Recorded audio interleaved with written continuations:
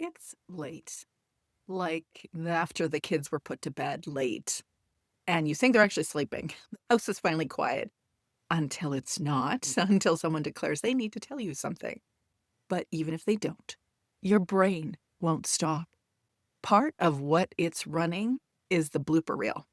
The explanation on flipping fractions feels like it landed wrong. The lesson that fell apart because your kiddo got impatient, then you lost your patience and wished you hadn't. That keeps replaying in your head. You scroll past someone's beautifully curated homeschool on Instagram and you think, she knows what she's doing. I'm just doing this thing by the seat of my pants for the last 6 years. I've been doing this thing long enough to prove to myself that maybe I shouldn't be doing this. Who am I to think that I can teach my kids? And then there's the other thought, the one that isn't about comparison or credentials. It's the thought you know for sure is true. Maybe it's your son's reading. You've known for a while that something's off, and you keep telling yourself he'll catch up, but a part of you knows you haven't really dealt with that. Or maybe it's that you told yourself you would finally start that spelling program you paid for the subscription already, but you still haven't started. Or the way your daughter shuts down during math, and you still don't know what to do with that. So now you're carrying two things at once. A distorted voice that says you're failing across the board no matter what because you're not a certified teacher. And the quieter, more honest voice that says there is something specific you need to tend to. I think it's important that you know this. Those two things aren't the same. One is a lie your inner critic is telling you. The other is information. And it deserves a very specific response, but not shame. Today, we're going to untangle the two, because you can't build real confidence on top of either one of those. You can't dismiss the inner lies of the critic, the inner critic, and you can't drown out something you know to be true by telling yourself not to think about it. You need to be able to see both clearly, and that's what we're going to do today. Welcome to the Confident Homeschool Mom podcast. I'm Teresa Wiedrich, homeschool life coach, graduated homeschool mom, and author of the book Homeschool Mama Self-Care.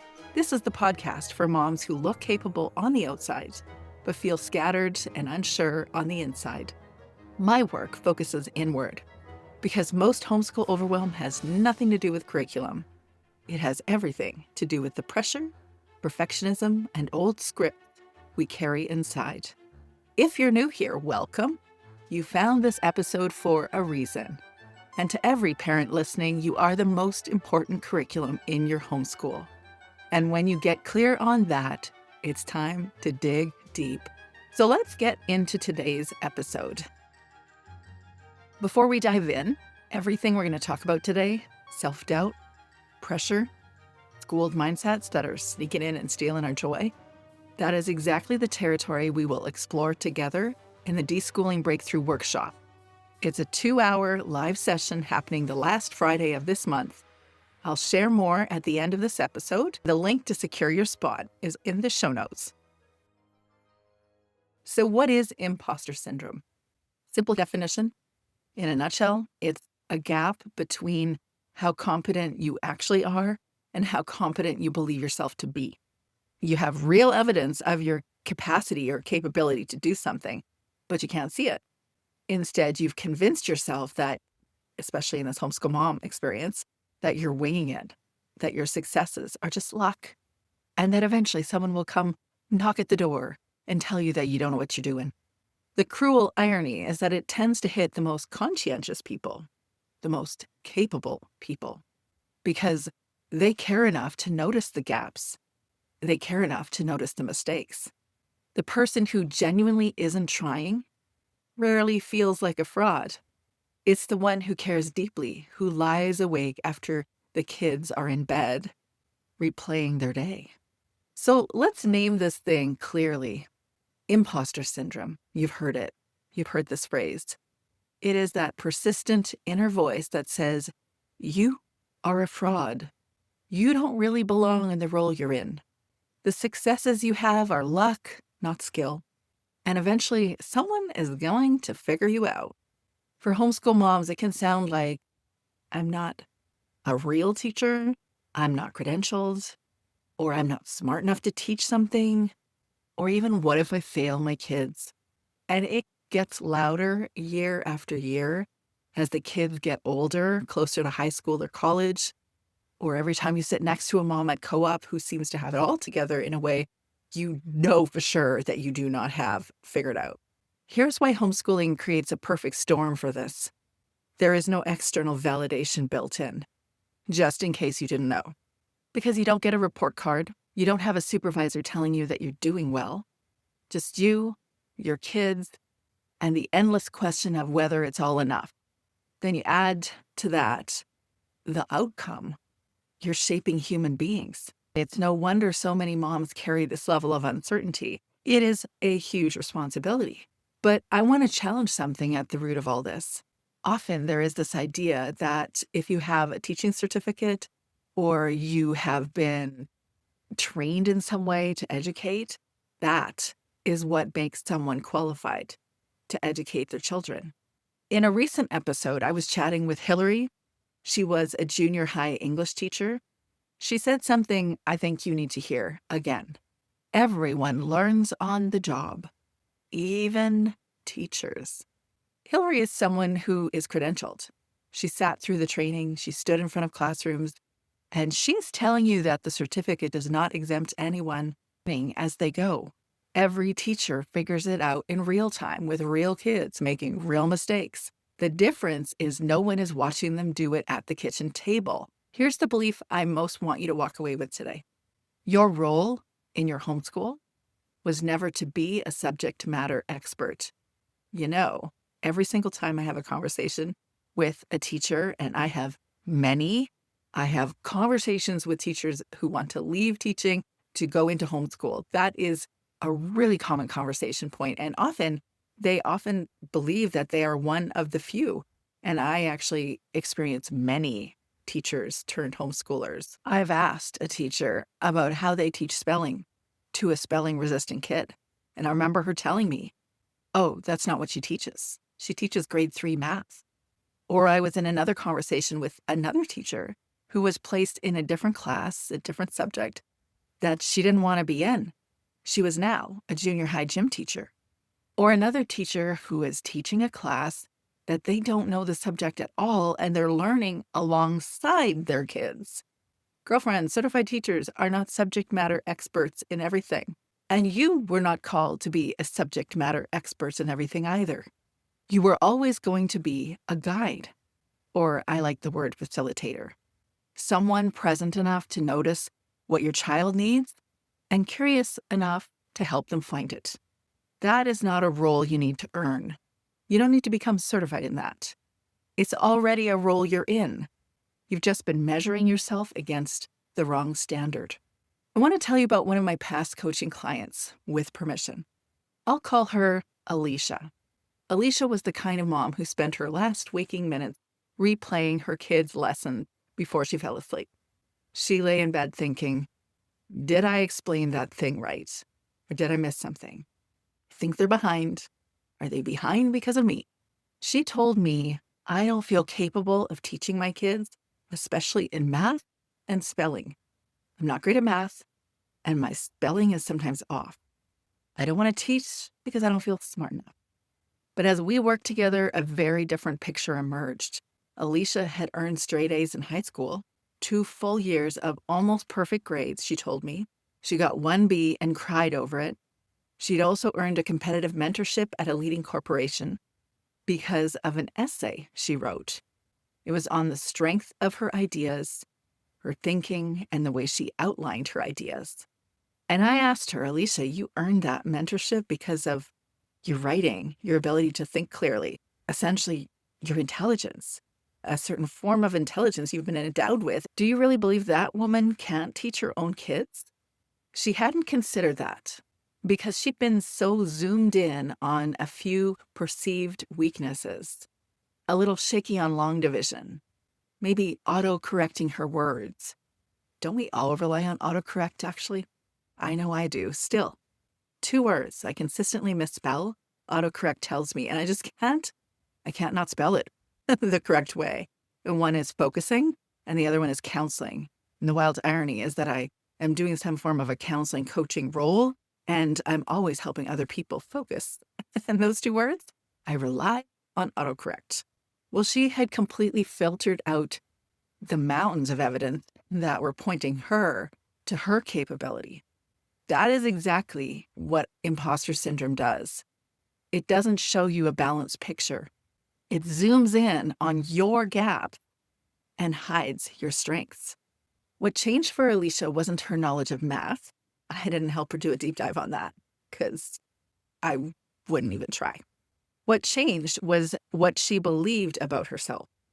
And when that belief shifted, everything else followed. She was more present with her kids because she was more confident she could do it.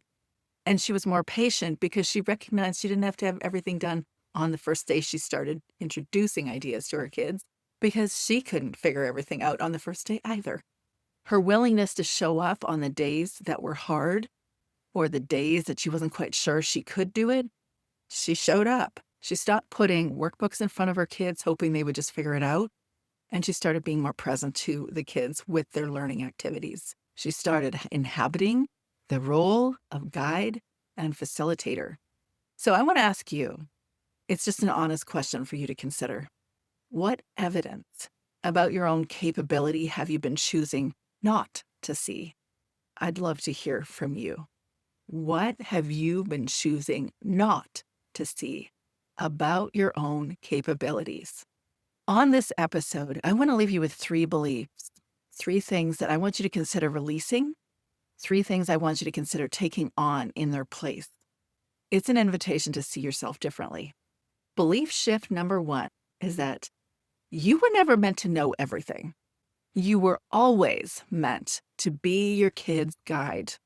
The idea that a good homeschool mom has all the answers, that she can teach every subject with confidence and never hit a knowledge wall, is not just not realistic, it's ridiculous. It's a belief inherited from a school system that was never designed for how your kids actually learn. But you know that. I know you know that because I hear you say that. The moment you release the need to be the expert in the room, something begins to open up. Your kids don't need you to have all the answers. They need you to be present enough to care about finding them or researching them. Belief shift number 2. Your deep knowledge of your child is not just something we more seasoned homeschool moms like to say to you to make you feel better. It's actually just true. It is your qualification on your kids.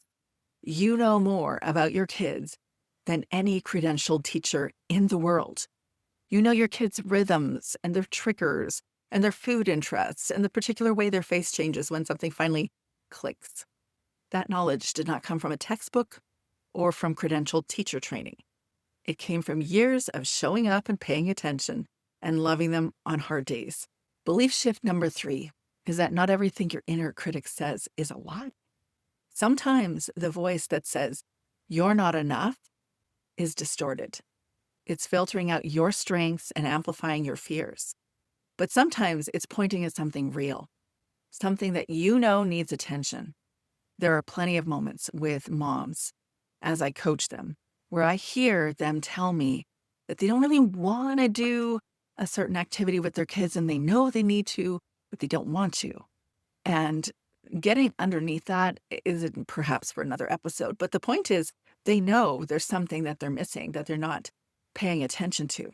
That shift here isn't learning to silence an inner critic voice. It's learning not to feel ashamed because you've not been doing something that you know you should be doing, and at the same time, actually addressing that issue. You are not the sum of your homeschool's gaps. You are a whole woman with real strengths and real areas to grow like the rest of us, and you deserve a space to look at both of them clearly without shame. Every single one of us has knowledge gaps. Every single one of us has natural gifting. Every single one of us has an inner critic that tells us things are just not true. And every single one of us, at times, misses things with our kids because we've told ourselves we'll do it later, we don't have time, or it's just not important right now, even though we know it really is. All of those things are true for all of us at times. It's just clarifying which applies now. Belief shifts impact what we believe to be true, really influences how we show up with people. And in this podcast, this is just the beginning of shifting your beliefs.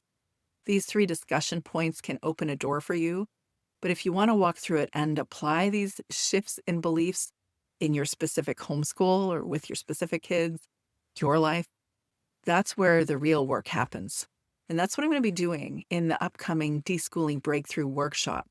We're not just going to think about the belief shifts, but we're going to actually live them out. I'm going to walk you through reclaiming your homeschool experience, one shift at a time. Here's what we'll do together in those 2 hours. We'll identify which schooled mindsets are quietly running in the background of your homeschool and causing that unnecessary stress. We'll get clear on what actually matters in your family's educational journey, not what the system says what should matter, but what you know should matter.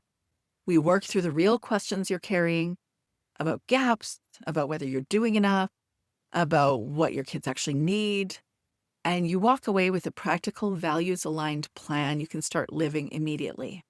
You'll need to bring a journal and a pen. This is the time allotted to you, so you can have your deschooling breakthrough. This is the last Friday of the month. The link to secure your spot is in the show notes.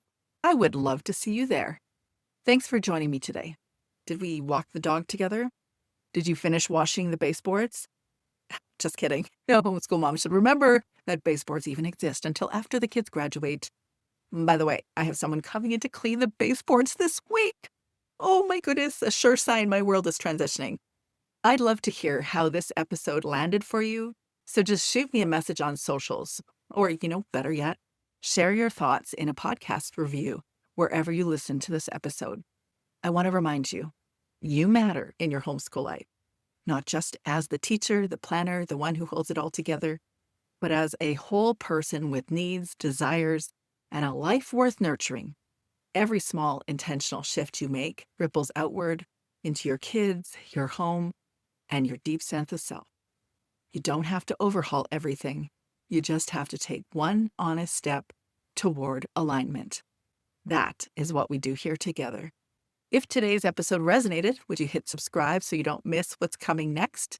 And if you know another homeschool mom who's quietly carrying too much, share this with her. It might be exactly what she needs. And if you're at a place where you know you need more than a workshop, if what you really want is someone to sit with you personally to help you untangle what's actually going on in your specific experience and walk alongside you towards something that feels more common aligned, I'd love to be that person for you. Just book a free aligned homeschool reset session. It is a no obligation conversation where we look honestly at where you're at right now, what's getting in the way, and what your next real step looks like. Just you and me. The link is in the show notes. Until next time. Tend to yourself, trust yourself, and lead your homeschool life from the inside out.